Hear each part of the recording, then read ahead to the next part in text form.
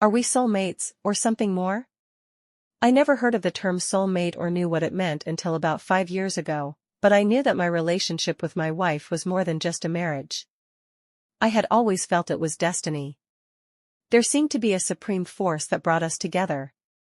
I will tell my story and let you, the readers, decide for yourselves. I was married to my first wife in 1975. It wasn't much of a marriage to say the least, but raised in an environment where most of my relatives, including my parents, had rocky relationships. I felt that this was the norm. For the next 2 years or so, things did not get any better, but being raised with strong religious morals, I was committed to making it work and made the best of it. I never told anyone about the difficulties of my marriage or how trying it was to make it work. At the time, I was working at an automotive dealership, and in November of 1977, a new girl was hired as a cashier in the office. She was 3 years older than me, was married and had a son. Her name was Mary Alice. I found her to be cute with a great personality, somewhat of a sister figure. Over the next few months, we became friends that would converse on occasions and had even double dated with our spouses. There was no physical attraction, I just enjoyed her friendship. Every so often, the manufacturer would have a meeting for the dealerships in the area at a local hotel in the evening. These meetings were meant for the managers, but when they had prior commitments, they would ask me if I wanted to go. I usually accepted. After all, it was a free meal, free drinks, and a night out without the wife. The afternoon before the meeting, Mary Alice approached me. She told me that she was also going that evening and asked me if I would mind driving her there. We made arrangements for her to meet me at my house and then proceed from there. It was in early March and just after the big blizzard of January '78. The snow was still on the ground and the temperatures were hovering around the low 30s. We arrived at the hotel and gathered in the lounge with people from the other dealerships. After a few drinks and some mingling, we were called for dinner. Mary and I went our separate ways before and during dinner, only to meet up again in the lounge after dinner. As the night lingered on into the late hours, people began leaving one by one. We soon found ourselves to be the only two left from the original meeting. The time was now approaching midnight and we decided it was time to leave.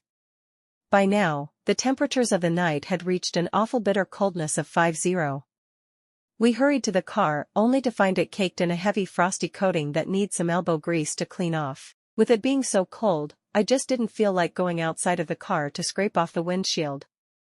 So with the car running, we both sat there shaking like two jumping beans with our teeth clicking so loud, it sounded like jackhammers. As I was complaining about the coldness, Mary slowly scooted over towards me for no other reason but to warm each other up. Slowly the car began to warm up as well as us. As our shaking ceased, we found ourselves in each other's warm embrace. Slowly, we tuned our faces towards each other until we were nose to nose. Then it happened, a kiss, the kiss that started our new lives. We were both married, but it felt so natural. How could this be? This was way out of line for either one of us. We knew better. We weren't the type of people that had the capability of doing this. Mary also had strong moral convictions. But it felt natural. For one night we weren't married, we were two lost ships that bumped in middle of the night. We kissed again and then even more. As the car finally became completely warmed up, I started to head home with my arm around Mary Alice. We told each other about our marriages and how terrible they had become.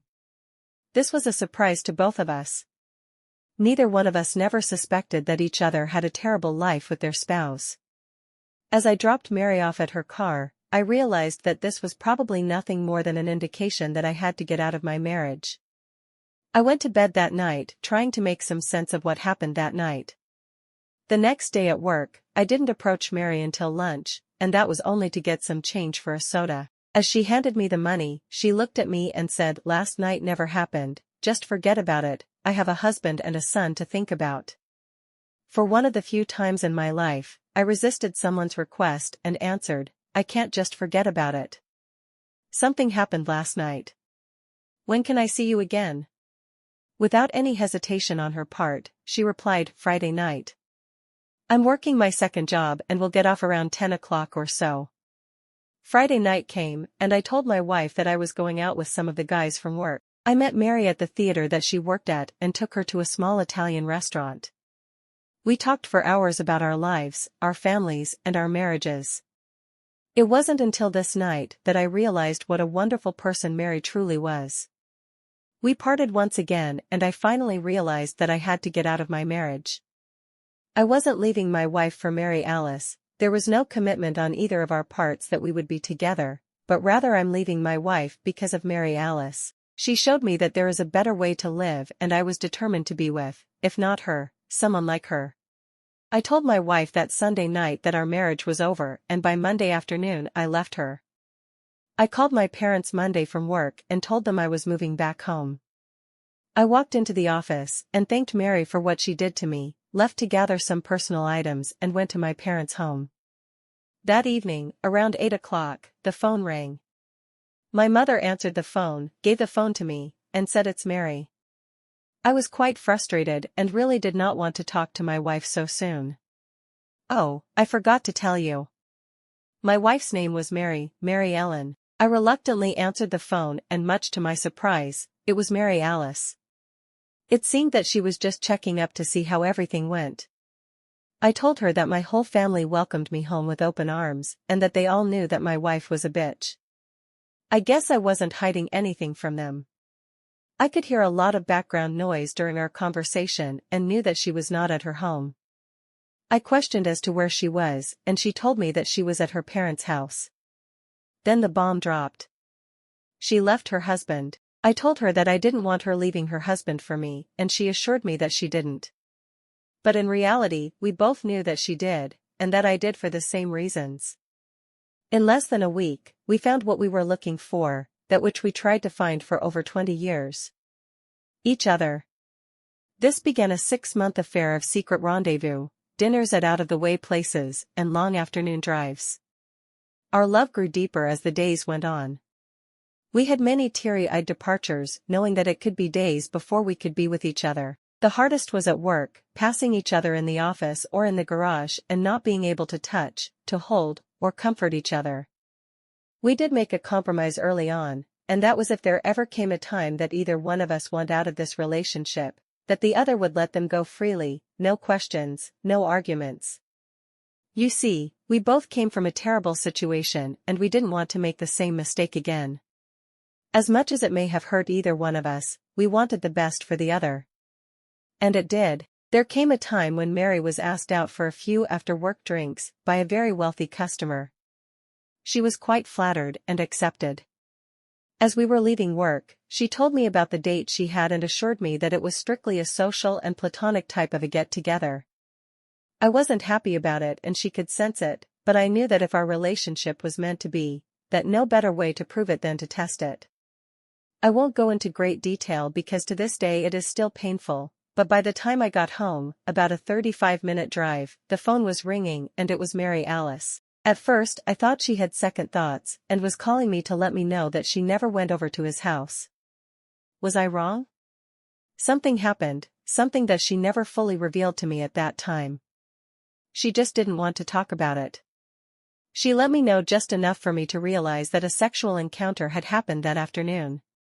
This was something that would eat at me for years with emotional pain. It wasn't until the mid-1990s, when I was going through a very powerful emotional recall of this event, that I was able to bring out the deep hidden truth that Mary had buried so deep in her mind. It took about 3 days of searching the past, prying memories out of her. She couldn't remember. Finally, I made a cutting comment that brought her to crying as she never did before, and then she stopped. Dead silence. I looked up at her face and I saw the horror and pain in her eyes. With her lip quivering, she quietly said, "I was raped. He raped me." She wasn't at his house for more than 15 minutes. I remember her telling me in our phone conversation that all she could think of was me. What was I doing over there? I had you. She also mentioned that it was the closest that she came to ever being raped. She couldn't tell me at the time what exactly had happened to her. Mary was fearful that I would do something so drastically that it would have jeopardized not only our relationship, but also caused criminal actions against me. She was right, I would have killed the bastard. Instead, she took the blame for what happened and selectively told me what had happened. She took a gamble. I could have left her, but she has always had that Irish luck. Looking back at it now, I truly believe that this was the hand of that supreme force, God if you will, slapping her in the face as if to say, "What the hell are you doing? I gave you all that you need. You need to look no further." We have been together for over 24 years now, more in love than ever, with eternity still to come. 2 more items of interest. About a week before that cold March night, I had a dream that woke me up from a deep sleep. A dream like no other dream that I ever had before, or ever since. It was short, with no dialogue. I was sitting at an outdoor cafe. It was late, maybe nighttime, with a heavy fog in the air. The silhouettes of 2 people were walking towards me. I looked down to read the paper and felt the presence of one of the persons sitting down at my table. I looked up and it was Mary Alice. It was as if this dream was a harbinger, a sign of things to come. The other item, well, there has only been 3 females that I have ever had a serious relationship with. My wife, my ex-wife, and a girl in college. They all have one thing in common. Their names were all Mary. My wife, Mary Alice, was only serious with one other person, her ex-husband. His name was John, my name is John. It seems to appear that we looking for the right name, just the wrong person.